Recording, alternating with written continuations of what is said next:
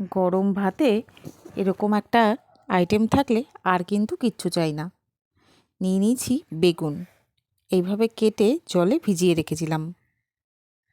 এবার কড়াতে সামান্য একটু তেল গরম করে নিয়ে দিয়ে দিচ্ছি দুটো শুকনো লঙ্কা। শুকনো লঙ্কাটা একটু ভাজা হয়ে গেলেই দিয়ে দেব 1 চামচ মতো গোটা ধনে আর 1 চামচ গোটা জিরে।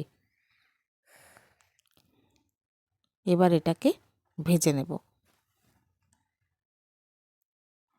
একদম হালকা হাতে এটাকে ভেজে দেব। আঁচ কিন্তু থাকবে একদম সিমে, কারণ আঁচ বেশি থাকলে মশলাটা কিন্তু পুড়ে যাবে। মশলার রং বদল হয়ে গেলেই তেল থেকে তুলে নেব। এবার ওইটুকু তেলের মধ্যেই দিয়ে দেব কেটে রাখা বেগুনগুলো। এর বেশি তেলের একদম প্রয়োজন নেই। বেগুনগুলো দিয়ে পরিমাণ মতো হলুদ, পরিমাণ মতো লবণ আর সামান্য একটু চিনি দিয়ে হালকা হাতে নাড়িয়ে নেব। বেগুনের অনেক ধরনের রেসিপি আপনারা খেয়েছেন। বেগুন ভর্তা, বেগুন পোড়া এবং বেগুনের ঝাল বিভিন্ন রকম।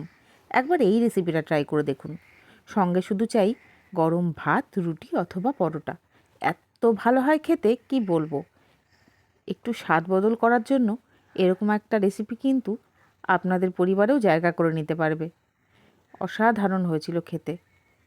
বেগুনটা একটু ভাজা হয়ে গেলেই দিয়ে দেব একটা টমেটো, কেটে রেখেছিলাম গোটা টমেটো দিয়ে দিলাম।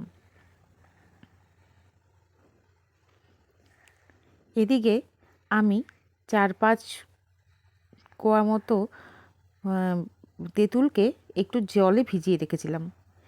দানা আর আঁশটা ছাড়িয়ে তেঁতুলের পাল্পটা আমি এই বেগুনের মধ্যে কিন্তু দিয়ে দিয়েছি।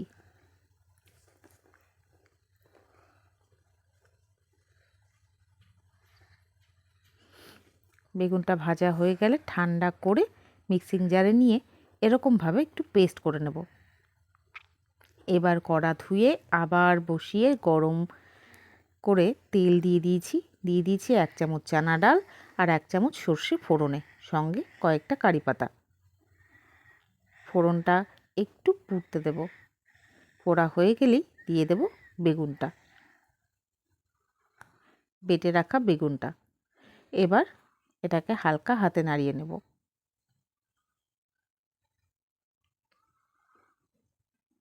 আর ওই যে মশলাটা আমরা ভেজে তুলে রেখেছিলাম সেটাকে আধা বাটা করে দিয়ে দিলাম। মিহি বাটার একদম দরকার নেই, আধা বাটা করে দিলেই হয়ে যাবে। খুব ভালোভাবে একটু সময় নিয়ে এটাকে টানিয়ে নিতে হবে ভালোভাবে, যেন এর মধ্যেকার কোনো রকম জলো ভাব না থাকে। এবার নামানোর ঠিক 5 মিনিট আগে 2খানা পেঁয়াজ কুচো, পরিমাণ মতো কাঁচা লঙ্কা আর 1 মুঠো মতো ধনেপাতা আমি এর মধ্যে কুচো করে দিয়ে দিলাম। এবার এটাকেও একটু নাড়িয়ে নেব।